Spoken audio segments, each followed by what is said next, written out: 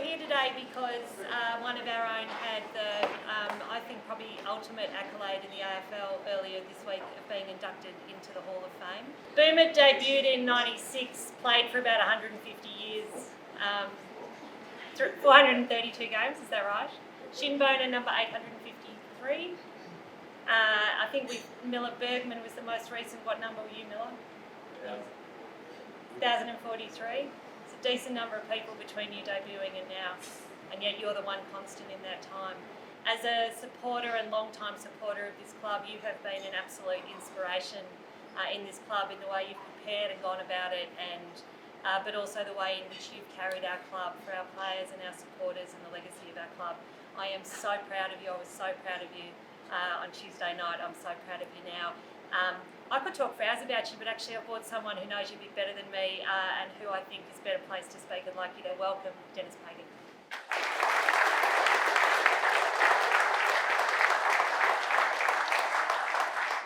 Thank you, Sonia.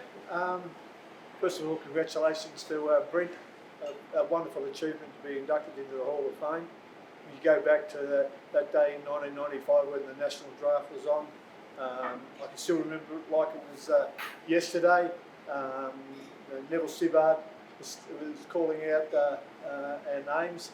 I think he went Chris Groom at the start, and he went Sammy McFarlane, and number 47 he called out Brent Harvey. And I can remember saying to Neville, "What's he like, Nev?" He said, "Oh, he's a pacey little rover." And being a trusting person like I am, I got Trout to run up and Tony Elshaw, my assistant, to run up and ask Kevin Sheehan, his brother-in-law, what sort of form this bloke had. But before we could do that, there was an ad break at the draft. Kevin Sheehan and Ray Jordan. I don't know if many of you people would know Ray Jordan. He coached the reserves here in the 70s, one of the greatest all-time junior coaches going around, and a very comical, funny sort of bloke. And when the ad break was on, our table was only maybe 10 yards away. And he leant over the table and he said, "Hey Neville, I see you drafted a jockey." I nearly fell off the chair then, so I pushed Trout out of his chair, Tony Elshaw out of his chair, get up and find out from Kevin what's he really like. Anyway, he said, "No, he's a good player, he'll just take a bit of time."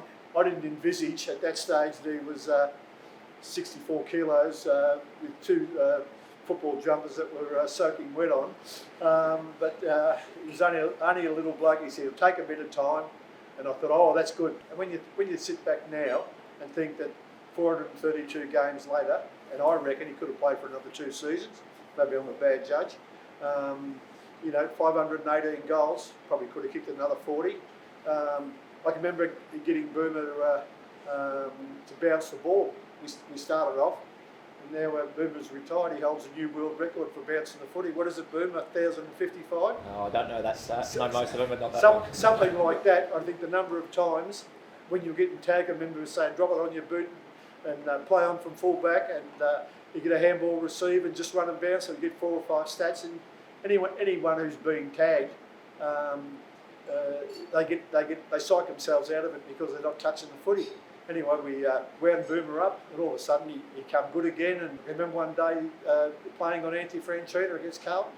I said to him, "Look, just show him that you're how good you can run." I told him the story about Johnny Platten, the Hawthorn rover, super rover in the 70s, who would, before the bounce of the ball, would run down and touch the point post and run the other end, and see if the tag would keep up with him.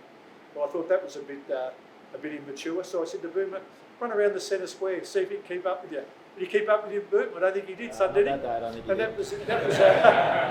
That was the end of the penny section, and you had him covered from there. So you've come a long way there since then. I might have been a bit tough on Boomer at the start. I can remember the conversation. Tony Elshaw was pushing him, and I said, "Look, he just needs to develop." I've got this great theory on development. You know what my theory is on development?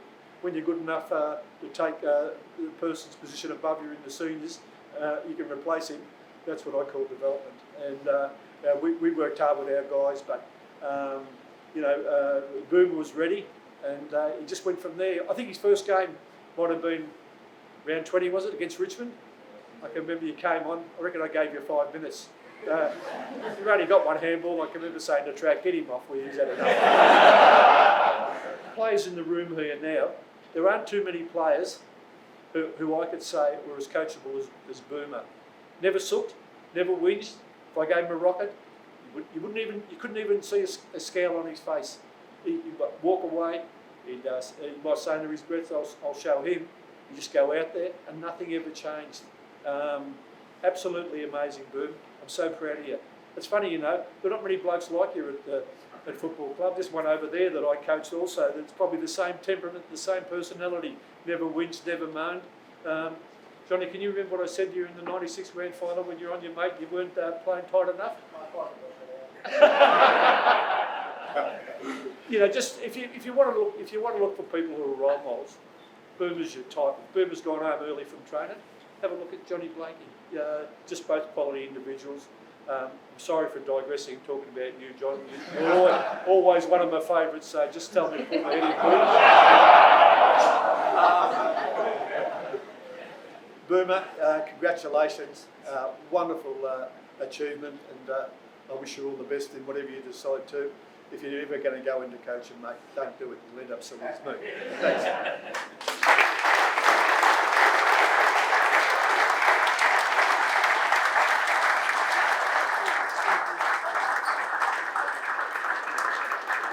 I texted Dennis the other night just to say thank you for everything he'd done for me at such a young age. I got to the football club when I was 17, and Dennis, as he does, just threw it off and said I would have made it anyway. It had nothing to do with him, but he played a huge part. I said the other night I had 4 coaches. Croc, I'll throw you in there. I know it was only for 5 minutes, mate, as the caretaker coach, but Dennis, Danny, Laidley, Croc, obviously, and Brad Scott all played huge parts. So thanks, Dennis, for everything you've done. You were tough. Back there. I was joking the other night when I said I would have played more games if you had played me a little bit earlier. But probably would have, son. I knew I was 64 kilos. I had to bide my time, and that's how you. You were 64 with one foot on the scale. No, I was a little bit light. Yeah, the jockey story is true as well. So I think everybody knows what this football club means to me. It's I've been here since I was 17. Haven't left the place. So hang in there, guys. It turns really quickly. We've got some great people at this football club that will make it turn. So, Sonia, Dennis, thanks for coming down again. Thanks for everybody. It's been a good couple of days for me. Enjoyed it with my family, which was the most important thing. Enjoy your break, boys. Get back into it, eh? Cheers.